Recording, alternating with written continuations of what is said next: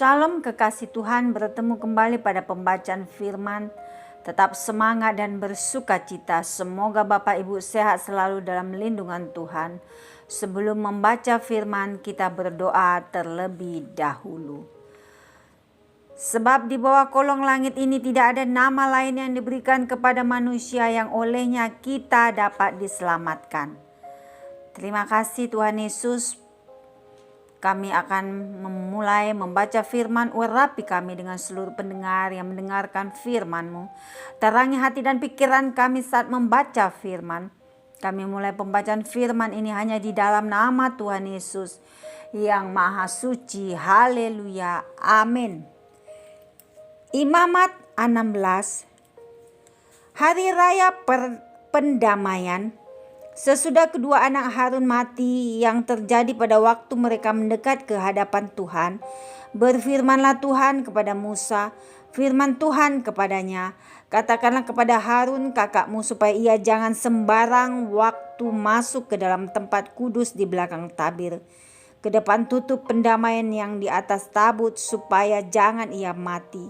Karena aku menampakkan diri dalam awan di atas tutup pendamaian. Beginilah caranya Harun masuk ke dalam tempat kudus itu, yakni dengan membawa seekor lembu jantan muda untuk korban penghapus dosa dan seekor domba jantan untuk korban bakaran. Ia harus mengenakan kemeja lenan yang kudus, dan ia harus menutupi auratnya dengan celana lenan, dan ia harus memakai ikat pinggang lenan dan berlilitkan serban lenan. Itulah pakaian kudus yang harus dikenakannya sesudah ia membasuh tubuhnya dengan air. Dari umat Israel ia harus mengambil 2 ekor kambing jantan untuk korban penghapus dosa dan seekor domba jantan untuk korban bakaran. Kemudian Harun harus mempersembahkan lembu jantan yang akan menjadi korban penghapus dosa baginya sendiri, dan dengan demikian mengadakan pendamaian baginya dan bagi keluarganya. Ia harus mengambil kedua ekor kambing jantan itu dan menempatkannya di hadapan Tuhan di depan pintu kemah pertemuan. Dan harus membuang undi atas kedua kambing jantan itu, sebuah undi bagi Tuhan dan sebuah bagi Azazel. Lalu Harun harus mempersembahkan kambing jantan yang kena undi bagi Tuhan itu dan mengolahnya sebagai korban penghapus dosa. Tetapi kambing jantan yang kena undi bagi Azazel haruslah ditempatkan hidup-hidup di hadapan Tuhan untuk mengadakan pendamaian, lalu dilepaskan bagi Azazel ke padang gurun. Harun harus mempersembahkan lembu jantan yang akan menjadi korban penghapus dosa baginya sendiri dan mengadakan pendamaian baginya, dan bagi keluarganya ia harus menyembelih lembu jantan itu, dan ia harus mengambil perbaraan berisi penuh bara api dari atas mezbah yang di hadapan Tuhan, serta serangkup penuh ukupan dari wangi-wangian yang digiling sampai halus, lalu membawanya masuk ke belakang tabir. Kemudian ia harus meletakkan ukupan itu di atas api yang di hadapan Tuhan, sehingga asap ukupan itu menutupi tutup pendamaian yang di atas hukum Allah, supaya ia jangan mati. Lalu ia harus mengambil sedikit dari darah lembu jantan itu dan memercikkannya dengan jarinya ke atas tutup pendamaian di bagian muka dan ke depan tutup pendamaian itu. Ia harus memercikkan sedikit dari darah itu dengan jarinya 7 kali. Lalu ia harus menyembelih domba jantan yang akan menjadi korban penghapus dosa bagi bangsa itu dan membawa darahnya masuk ke belakang tabir. Kemudian haruslah diperbuatnya dengan darah itu seperti yang diperbuatnya dengan darah lembu jantan, yakni ia harus memercikkannya ke atas tutup pendamaian dan ke depan tutup pendamaian itu.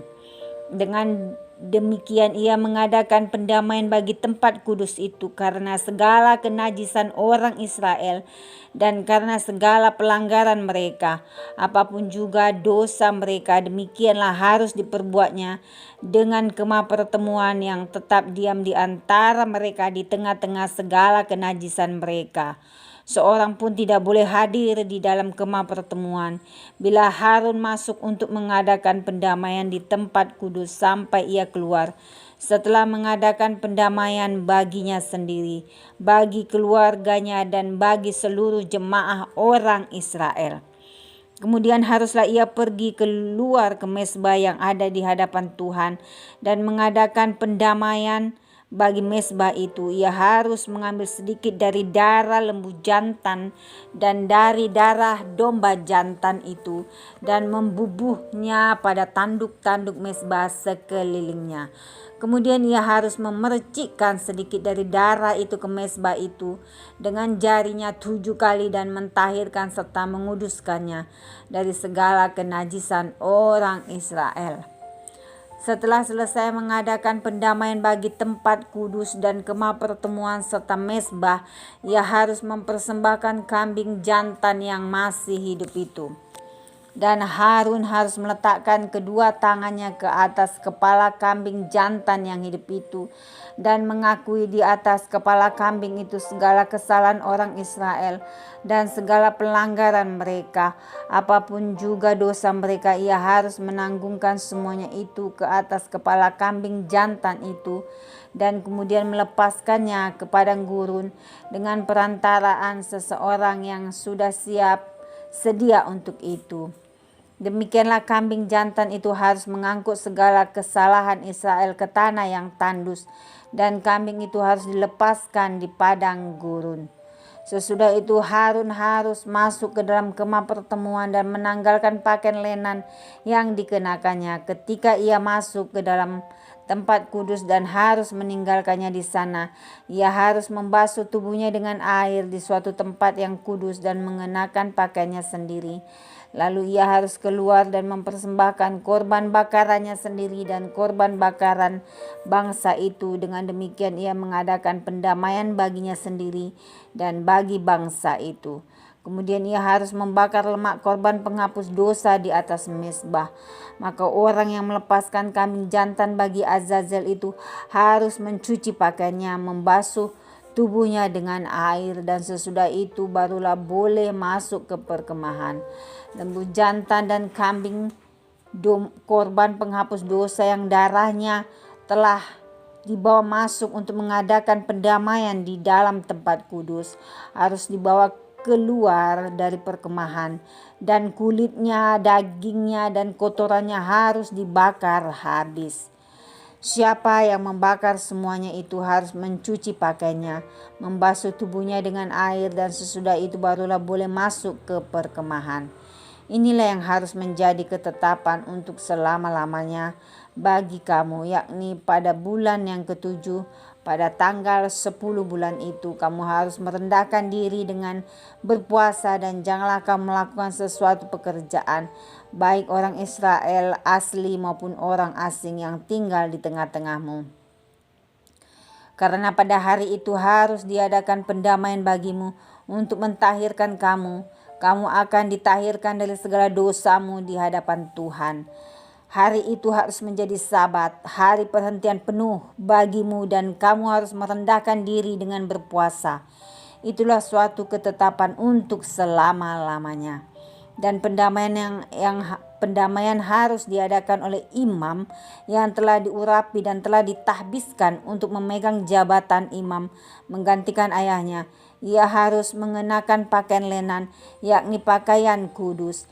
Ia harus mengadakan pendamaian bagi tempat maha kudus, bagi kemah pertemuan, dan bagi mezbah juga bagi para imam, dan bagi seluruh bangsa itu, yakni jemaah itu. Itulah yang harus menjadi ketetapan untuk selama-lamanya bagimu, supaya sekali setahun diadakan pendamaian bagi orang Israel karena segala dosa mereka. Maka Harun melakukan seperti yang diperintahkan Tuhan kepada Musa. Amin. Terima kasih Tuhan Yesus yang maha baik, maha mulia. Kami sudah memperdengarkan dan mendengarkan firman-Mu hari ini. Berkati para pendengar channel YouTube ini. Berikan kesehatan, rezeki, kekuatan iman yang baru dalam menjalani kehidupan hari ini. Kuasa darah Yesus membungkus kami untuk terus maju, membaca, merenungkan, serta melakukan firman-Mu. Terima kasih Tuhan, Raja damai kami, Allah yang hidup, Juru Selamat dunia. Haleluya, amin.